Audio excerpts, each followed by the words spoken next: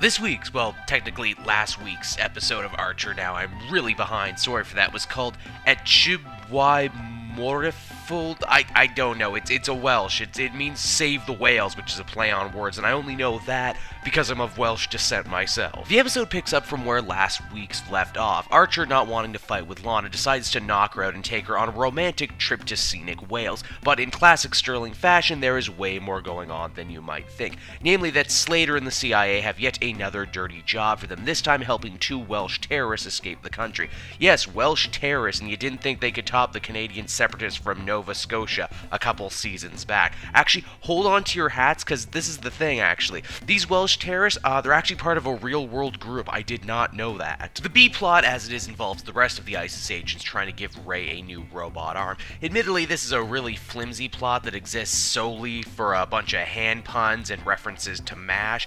You could cut this whole thing out and you really wouldn't lose anything. Archer continues to swear up and down how much he loves Lana, but she's still pissed about the whole Russian robot vagina thing, so when her and Lloyd, the Welsh guy, have to pretend to be a couple to fool an MI5 agent, she decides to try and make Archer jealous. Also, the guy who voices Lloyd is actually an actor on that show, The American, so it's kind of funny here when he pretends to be an American. And you know what? That's pretty much the entire episode. Not a lot of resolution going on here, but hey, Glenn Gooley gets a big laugh and a gigantic shout out in this episode, so there's that. Save the Whales, yeah, that's what I'm calling it now, was ultimately a pretty forgettable episode in my mind, filled with a lot more chuckles than laughs. It's nice to see Archer and Lana are still together at the end of this episode, as it easily could have broken them up, but there's just way too much hanging for my taste. I give it a 6.5 out of 10.